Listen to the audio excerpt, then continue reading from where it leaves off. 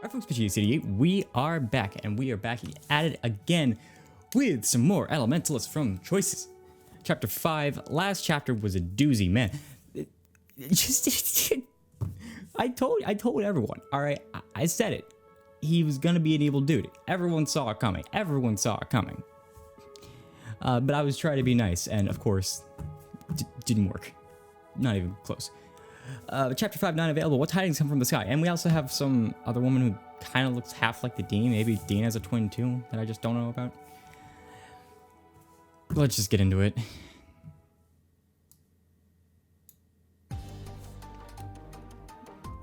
Had the volume way too loud.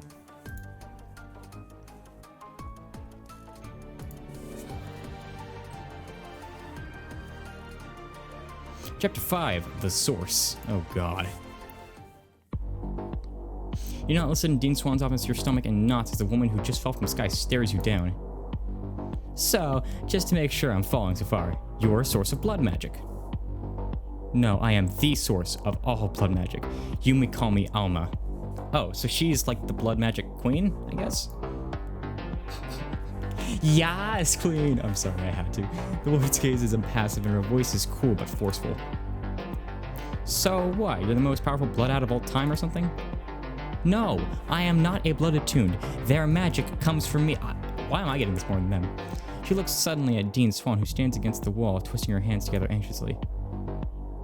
Your magic comes from me. Ah!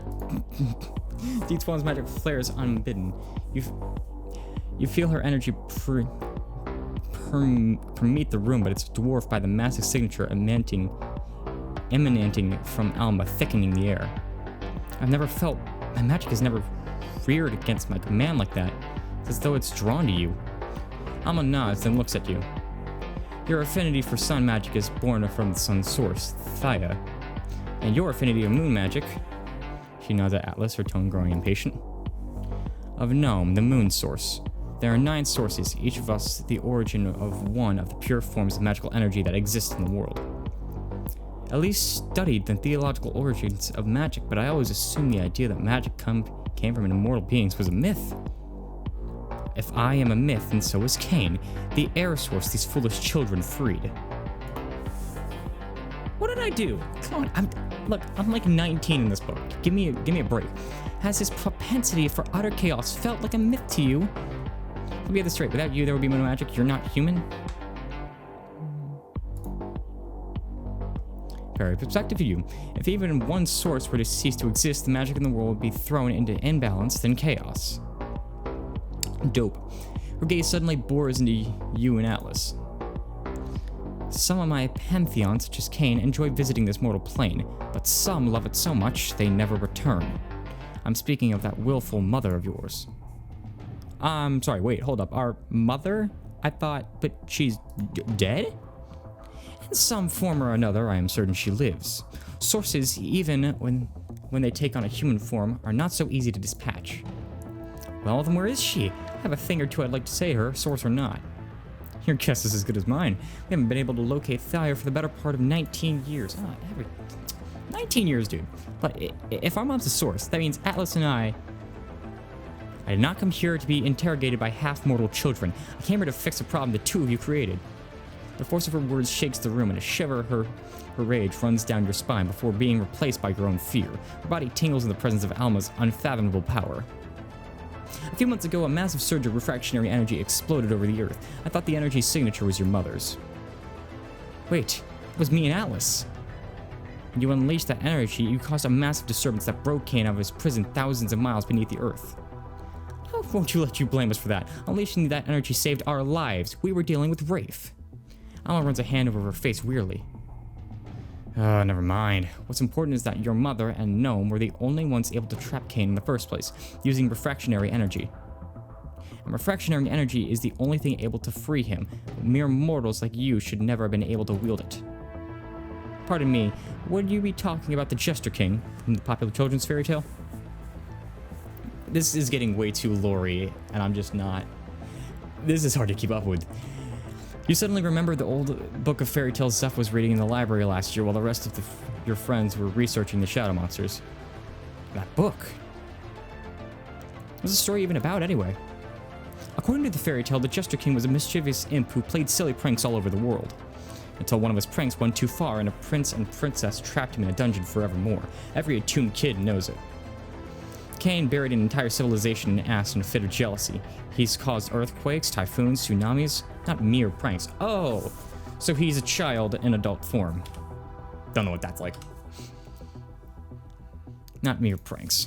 Before Pompeii, we didn't know what he was truly capable of, or how little he thought of our mortal charges. You're saying he destroyed Pompeii on a whim? It sounds like evil if I've ever heard it. Evil, no. Power-hungry and careless? Absolutely. He can be charming, but make no mistake, Cain only cares for himself. He hated the way we sources value mortals. He thought of humans as playthings, and was irate when we took his toys away, so to speak. Wait a second. Sources protect humans. What do you mean, playthings?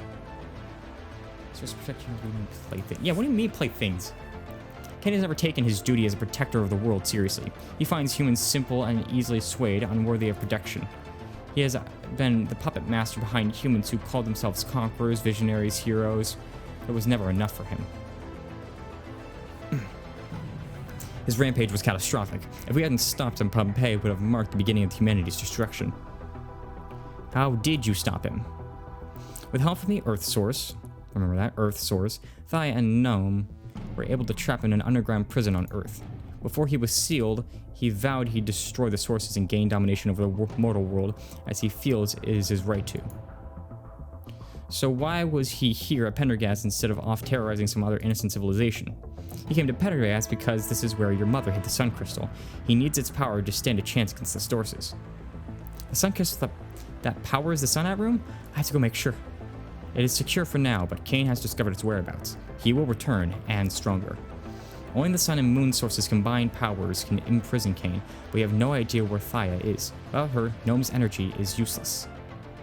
She faces you in Atlas, her eyes narrowing shrewdly. But I have a hunch. It's a long shot, but as you mortals say.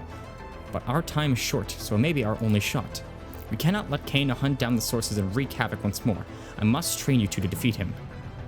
Do you seriously think me and Cain can stand for the Sun and Moon sources, the literal wells of all Sun and Moon magic? I tire of your questions. You were able to unleash the refractionary energy, were you not? She holds her hands out toward you, and her power fills the room, pressing against you in Atlas. You feel your own magic react, roaring up to defend you against her immense might. Ah! Alma drops her hands, and her energy recedes. The light flaring off of you in Atlas dims as well, and you stumble, catching your breath. It is decided. You two will have to do. But we aren't sources, and you said it was only with the help of another source that the Sun and Moon sources were able to seal Cain. What was the source's name, Ken? I'm lost. That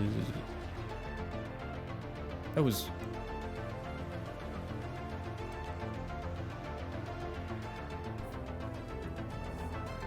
I don't know, the girl that trapped him that we're looking for? I'm a bit lost.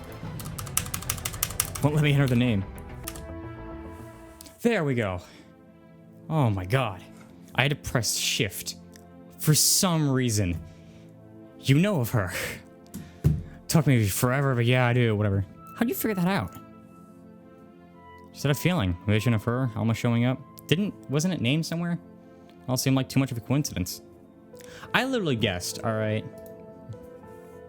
Cain nearly killed Gemma before the seal was complete. The only way to save her was to bind her to a human body. She was sent to Earth under the care of mortals, her memory erased until she was strong enough to regain her source form. But sometime in the last year, we lost track of her. You and Alice fill Alma in on all you know about Gemma. Alma nods, expression thoughtful. This, at least, is good news. You must find her in order to imprison Cain once more, but this quest will surely be fraught. We will continue this discussion after I've made preparations. I will send you a notice of our first training session soon. Great. Train them? You can pit Cain and Alice against the air source. They're children. Whatever. Are we really, after everything we've been through? Children have refractionary energy coursing through them. You exchange a glance with Alice, whose jaw is clenched, determination burning in his eyes. He nods at you. If this power is still inside of us, it's the only thing that can stop Cain. We have to do something with it. I want to try. Find Gemma and stop Kane. Alice and I can promise that much at least. Dean Wythe was close with Elise, and maybe he have met Gemma at some point. It's a long shot, but it might be worth asking him about her. I still don't like this. I'll only allow it if I get to keep a close eye on training sections to make sure you and Atlas are okay. I can agree to those terms. These children made this mess. It's up to them to rectify it. Once again, sorry. She waves a hand to dismiss you both to your feet. Wait, I want to know more about our mom. You can't just let us tell us she's a source and then leave. So many questions. What does this make me an Atlas? Is this why Kane was looking for us? Like, are we part source? A source has never had a child before. Sources are not born. We simply are. I don't think one can be part source. She narrows her eyes in contemplation, whatever. But I suspect you each have a fraction of your mother's powers, which is why you were able to use the refractionary energy successfully. Evelyn, did you know all this about our mom? I didn't. Thaya was one of my best friends. We went to school together and she was immensely gifted, but I had no idea. The woman you've come to think of as your friend and mother is a stranger. She was not even human, though she masqueraded as such. But why? If she had such immense power, what drew her to the mortal world? Why did she marry our dad? Why did she have children? She's such a mystery. Not to mention, alive, and she couldn't bother to come tell us any of this herself? There is much I could tell you about your mother's time on Earth. Perhaps that would help you better understand her as well as your own powers. But are you certain this is information you can handle? Press Alma for more information about your son's source mother to learn how she ended up living on Earth. You'll also learn more about extending your powers, whatever. Ooh, it's actually kind of a cool uniform. Blood source, dope.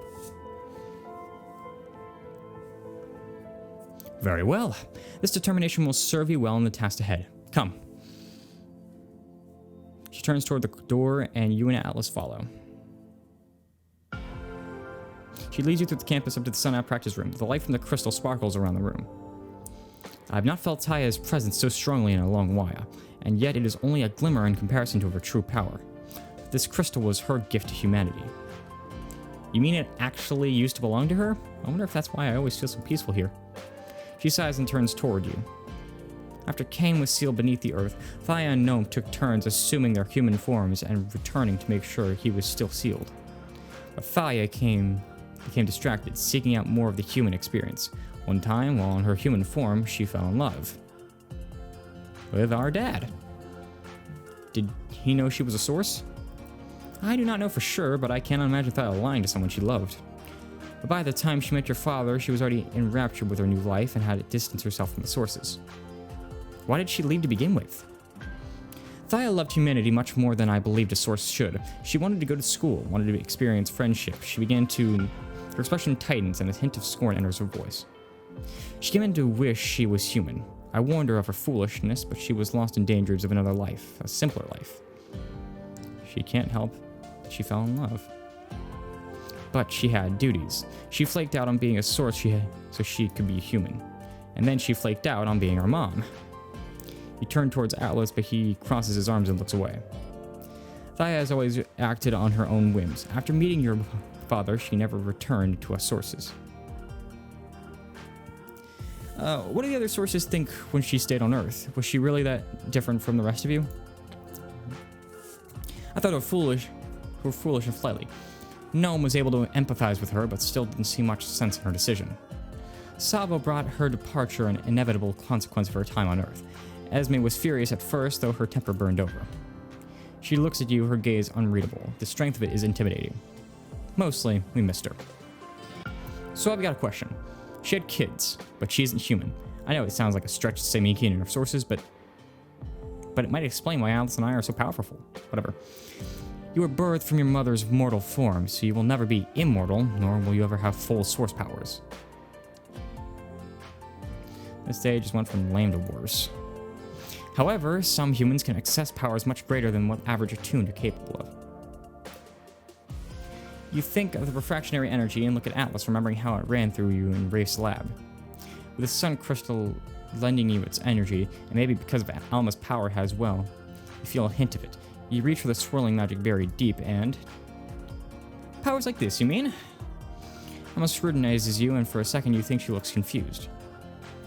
I wonder what it is you children want. If it is power or something else. Alma shrugs moodily, so Alma turns to stare at you. I want power, peace, I really don't know. Peace? Why not? Her moral compass has shifted. Oh, God. It just... I feel like I'm doing something right, but it just makes me uneasy. What's the point of power if you never get to be happy and comfortable? I don't want that power to start ruling my life. I did not anticipate such wisdom from you. Whatever. I can't help wondering about the future, though. If we'll see our mom again. Our powers will keep developing. Do I have to remind you that your special ability is prescience? Oh yeah, I'll give it a try. Yo, mom, sup? You close your eyes, reaching for the glow of the crystal as its soothing warmth washes through you. Whatever. Are you feeling I'm reaching out for the future? No. My sons. Your eyes snap open and you sway dizzily for a second. I didn't even see it. I think I heard something. I think it was her. But I don't know what it all meant. At the time, I don't even know what my prescience is trying to tell me. You need training. You both do. She sweeps her gaze over to you and Alice. I sense something immense in you children. Something not wholly human and not wholly source. But I've told you enough. Now you must turn your mind to the task at hand. I will send for you soon. Our first lessons will commence. She turns with a swirl of her cloak and reveals you and Atlas in the silence of the Senate room. So, not fully human, huh? Until she gives us something more concrete than that, I'm taking her words with a grain of salt. Ah, come on, you don't think this is totally cool, don't you? Being quasi-source or whatever? I think that's pretty cool. Atlas rolls his eyes, but you see a hint of a smile when you elbow him. The two of you head out to the Senate room together. The afternoon of the first theme game of the season, you and your friends approach the arena. You keep your eyes out for Grey Garden Wyeth? Who? Someone said she was coming to the game. We might as well know. That's what she knows about Gemma. Still can't wrap my head around the fact that this blood source is having you and Atlas to be sun and moon source stand-ins. Yeah, you know, because that's fun. Not to mention the relation about your mother. Humans birthed from a source. Never heard anything so fascinating. I have. And now we know a connection between your mom and Kane. Mama Lynch totally kicked his butt. Oh yeah. Did you just call a source Mama? Finding Gemma is more important, but at least seeing where she is, and she's the key to trapping Kane again. Kian, my branching tells me that Grey Garden Waith is in the line to enter the stadium. You should hurry. Oh, thanks, Aster. I'm never changing that voice, by the way. Split off from your friends and run to the entrance. Dean Waith. Ah, Atlas and Kian, you must be looking forward to the game. We have questions. What Atlas means is we were hoping we could ask you a couple of questions. Would you know a girl named Gemma by any chance? Elise Schaff's foster daughter. Yes, I met her several years ago. Evelyn told me that she's gone missing. Why do you ask?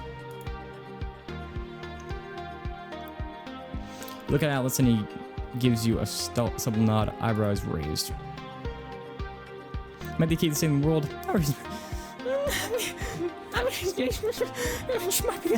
She's saving the world. It's nods sagely, whatever. Yes, children often are. Do you agree with us? Truth is, Jean Joff wanted us to find her. We were wondering if you could tell us anything that might give us a lead. She was a nice child, absolutely fascinated with my magic, though her own powers were immense and unnatural. You don't say. She threw quite a tantrum when Elise tried to put her to bed, shaking the house nearly off its foundation.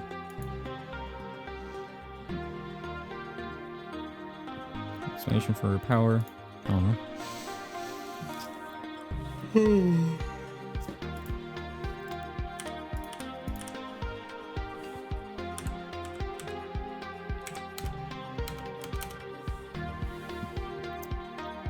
Able to take care of her. I didn't pry, but it sounded as though Elise already knew Gemma's caretakers prior to adopting her over a decade ago. He sighs, expression going far away. Such power in a child. Part of me wondered if she was destined to be the next High Attuned. Another part wondered if she wasn't even fully mortal. He suddenly focuses on you. I hope that when you go looking for her, you don't do anything rash. Evelyn worries a great deal about the two of you. Oh, he's so evil. He has to be evil. He has to be. He's literally Will Smith in as the genie in Aladdin. Just prettier, I guess. I don't know. Shouldn't you tell us not to look for her? Oh, my time as a dean is over. Science has such an overwhelming resolve in the both of you. I know I can't stop you. Ledge, hurry up. Gonna be late. I must bid you farewell. I haven't been to a fighting Drixmar game in decades, so I'd like to get a good seat. He waves goodbye and you enter your arena while Atlas rejoins your friends. Inside, Ever calls you into a huddle while the stadium fills up around you. I've got bad news, team. Gildergrive was good last year. This year they're even better. One of their guys is called the Frost King now. You all glance across the field to where Gildergrive teams huddle around their star player. Great. We've been training for this match. Just remember what we've done in practice and we're golden. At least it'll be a fair match. I'll rafe around and possess him. The odds of me drowning are significantly lower.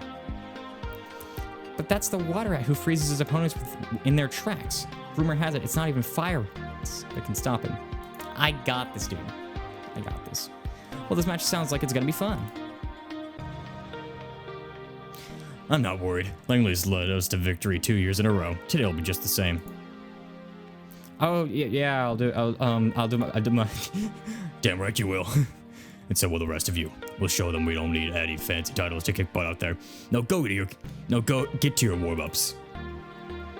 You hang back to talk to Griffin, but the rest of the team spreads out to stretch. But I can't read. Whew. So, how you feel on our inevitable victory? Try not to think about the fact that the whole team, scratch out the whole school, is depending on me to win this game. He looks across the field and his face falls again. But if not even fire rats can stop the Frost King, what could my earth magic possibly do? Griffin, your earth magic can do a whole lot, and you and I will stick together. We've got a shot at this. Actually, you just gave me an idea. There's a companion spell called Chariot of Fire that surrounds the casters with a fire shield. It shoots unlimited fireballs at an enemy opponent who tries to summon magic. It's defense and offense built into one. Sounds like the perfect way to turn this Frost King into a puddle of water. If the rumors about him are true, this might be the only way to beat him. Learn the Chariot of Fire spell with Griffin need a huge advantage during the 5th game. You get to use the spell later, too. Yes, please. Hey, you know I gotta. Awesome. It should be pretty quiet around the back of the stadium. If we hurry, we'll be able to get the spell down. Griffin leads you to a secluded spot along the lake side outside the stadium. So how does the Chariot of Fire spell work? I don't think I've done any fire companion magic yet. One person casts the basic flame spell, the other takes the fire and surrounds us both with it. Cool. Alright, let's give it a shot. I'm pro at the flame spell by now. Voila. Flame springs to life in your cupped hands, sparking and sputtering vigorously. Griffin claps his hands together and draws a semicircle in the air. Narazism. Narazism. The fire in your palm flies into the air and surrounds the two of you with flaming force field all the way around. Holy crap, it worked! I wonder what else this spell can do. Let's make a fire tornado, shoot some fireballs. Shoot some fireballs. You said the Chariot of Fire spell shoots a fireball at anyone who casts magic nearby, right? You take some distance from Griffin. This fireball takes you out of the game. I'm telling Kat it was your idea. Time for you to chill out. You funnel some water out of the lake, but as soon as you do, the fireball shoots off Griffin and shield and arcs through the air toward you. Okay, it works! You barrel roll out of the way, laughing. Griffin releases the spell and comes over to help you up. Not even the Frost King will be able to deal with this spell, Griffin. You've got nothing to worry about. Yeah, I'm feeling a lot better. But what if he manages to separate the two of us, so we can't cast Chariot of Fire? I don't know how my earth magic will stack up. You could trap him in a maze, cover yourself with stones. Drop him. He can't freeze if you can't see where you are, and if he's lost, you can sneak up on him. That's genius. Thanks, it's my middle name. No, middle name's James. Good try, though. Griffin looks at a long sigh of relief. Might have just saved us the entire game. Cap's counting on me to take this Frost King down. If I can't... No offense, but we wouldn't automatically lose if you can't beat the Frost King. I'm not saying that to be mean, we're a team. I know Cap expects you to carry this through the match, but you don't have to put so much pressure on yourself. All of us are here to help too. Griffin is silent for a moment as your words sink in. You're right. I don't even want to shoulder all the responsibility alone, but I hate not meeting people's expectations. Why am I like this? Why do I put all this unnecessary pressure on myself? Because you're selfless, a born leader. I probably shouldn't have said that because he doesn't want to do this. In a year, you've gone from the team not liking you to having everyone look up to you, even the captain. Doesn't really make me feel better. Hang on, let me finish. Those people look up to you because you're capable, Griffin. They trust you, and I'm willing to bet if you ask for help, they'll give it. When you put it that way, I do feel a little better. I just need to rely a little more on the people who look up to me. I think we've got the Steve game in the bag, Ken, and not because of the Chariot of Fire. Because you always know just how the way to help me think straight. No problem, bro. If the players will take position on the field, the Thief game is about to begin. Oh my god, I'm so excited, guys. That's your cue. Can't start the match without our fearless leader, can we? Not without his best teammate to back him up, you can't. You and Griffin hurry back inside to join your team on the field. The dome closes and Gildegrave's players get into position on the starting area. Frost King calls out loudly after his team. These Drixmars look even weaker than the chums would be last week. Take it easy, guys. One won't have to break a sweat. Alright, Frost King, chill. I didn't mean that, I swear. Oh, he is so going down. I even have a quick trick of my own up my sleeve. Super speed. Ooh. I like it, I like it, I like it. This has got to be one of the handiest spells I learned last year. A flurry of air magic swirls around you and lightness rushes through you, making you eager to run. The referee blows the whistle and the match begins. The arena shifts and the opposing team disappears in view, and you and your teammates find yourselves ankle deep in water. Find cover, go, go, go. Your teammates scatter, running up the bench to the undergrowth. You and Griffin pick your way through lush jungle, but freeze when you spot people through the foliage. I heard them crashing around. You head that way. I'll take care of the ones over here. Got it. Crap, how did you find us so fast? Quick, let's get inside. You dart into the ruins of a mansion and race up the stairs. There you are. Only to find yourself buffeted back down by a gust of wind. Ah! You hit the ground and you scramble back to your feet as your opponent sprints your way. Lash out with vines, reanimate. Lash out with vines? You're making this too easy. You slash your hand through the air, and vines shoot out at your opponent. One rips off his flag and tosses it your way. No! You jump and grab his flag, sending him teleporting back to the sidelines. Nice catch. The arena shifts and you're splashing through a sewage tunnel. You barely take a step when the ground rumbles. Water spills out of the pipes. You flail, trying to keep your head above water.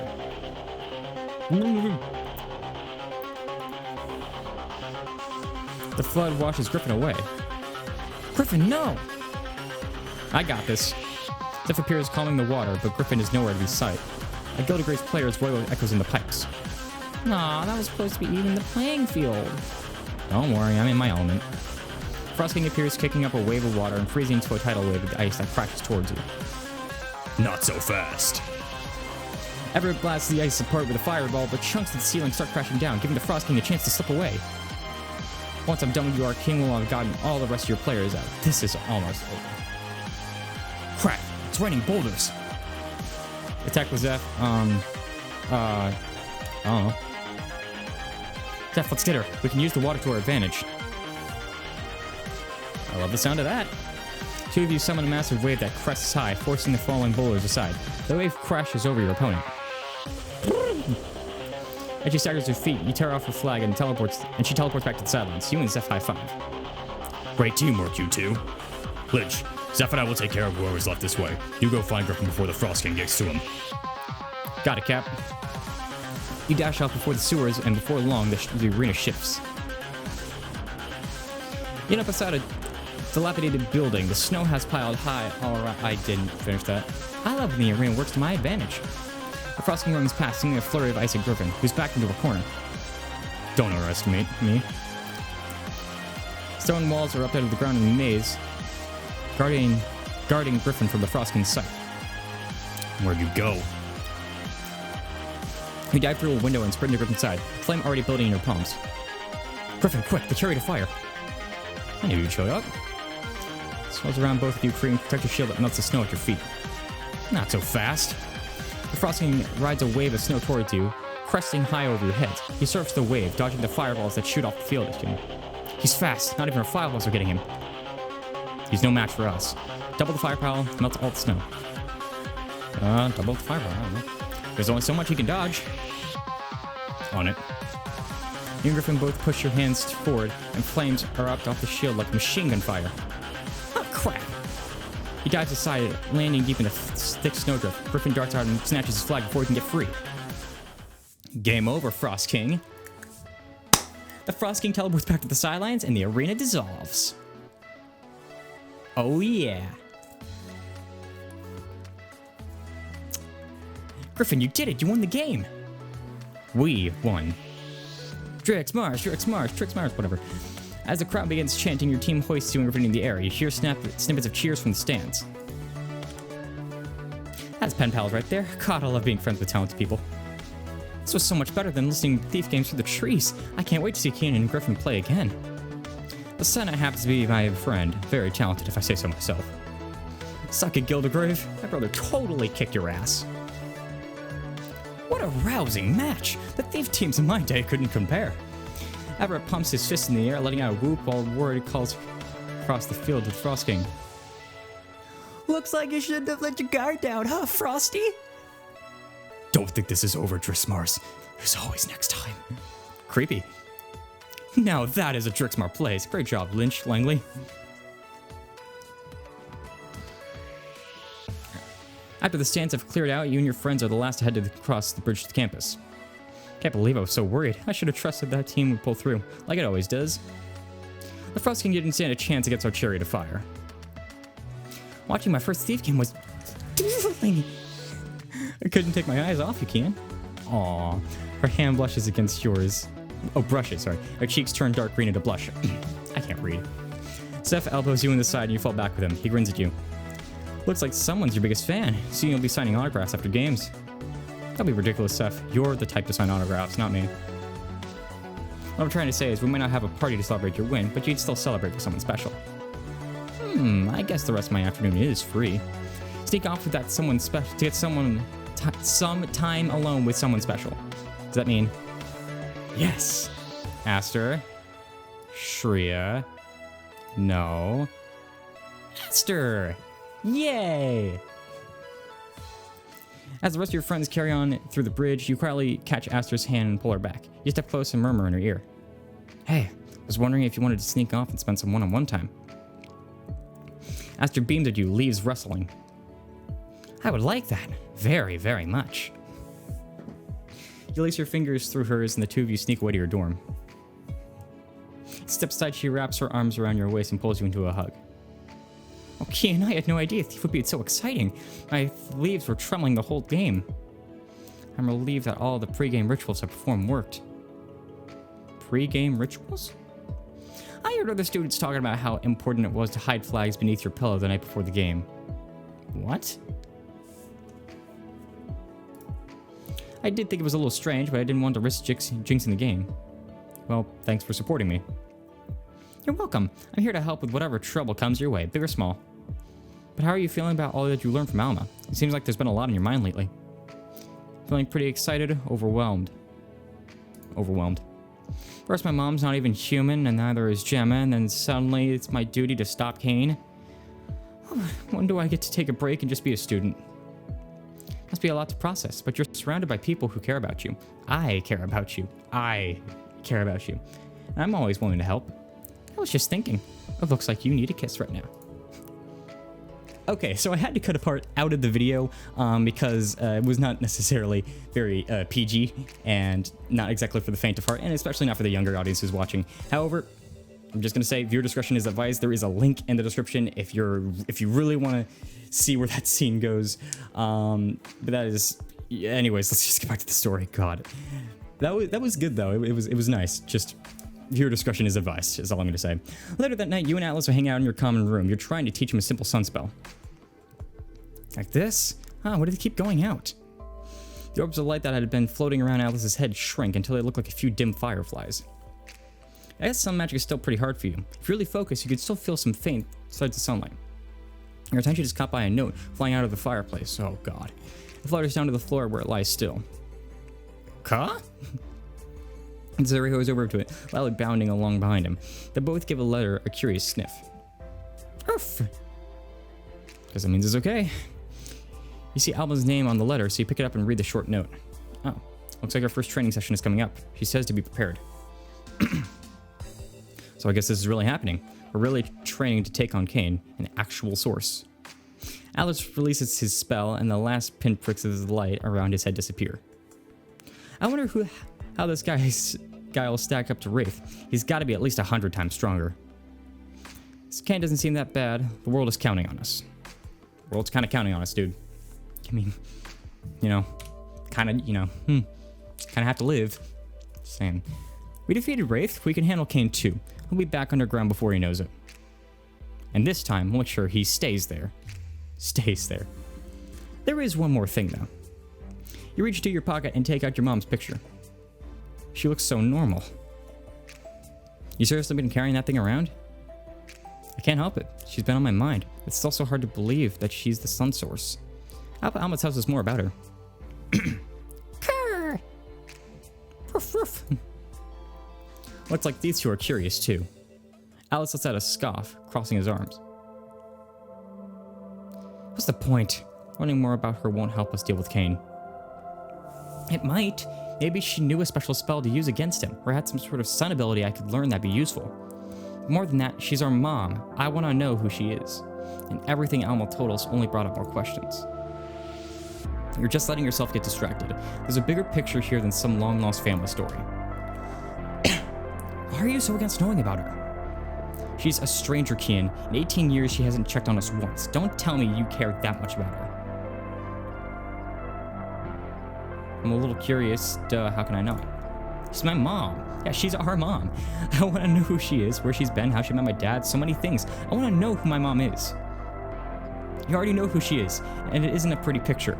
Our mom is a source. She had to know what was going on with us last year. But did she even try to help us? Atlas, you're really hurt about this, aren't you? I'm not hurt. I'm angry that our superpowered mom couldn't care less about our two human children. You can't know that. If Gemma could be weakened as much as she was, it means the sources aren't invisible.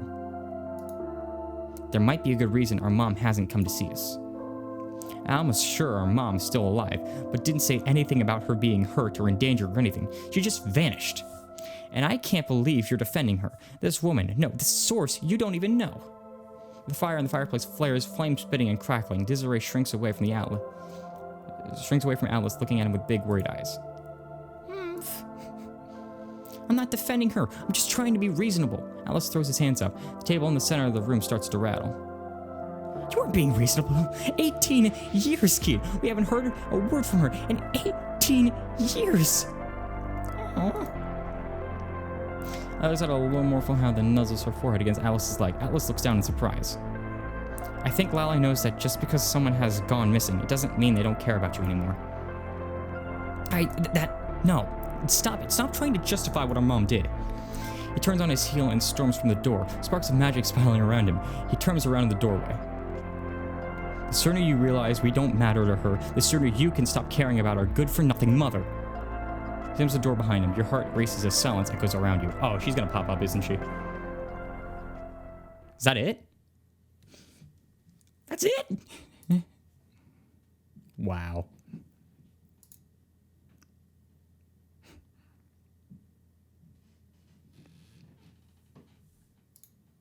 All right, chapter 6 and 9. How will you and your friends tackle the troubles ahead? I don't know. It looks like we're gonna have to wait until next time. So I hopefully you guys enjoyed at least what I was able to show you. Like I said, that small part, viewer discretion is advised. Make that very, very clear to yourselves. But if you're older or you just don't care, link is in the description below. Just giving that disclaimer though. But I hope you guys enjoyed what you were able to see, and I hope you guys are excited for more content. Of course, make sure to drop a comment below what you guys thought of the chapter. What do you guys think is going to come up? Of course, if you know anything, don't spoil. But with all that said and done, It's Game from PGA City. Over and out.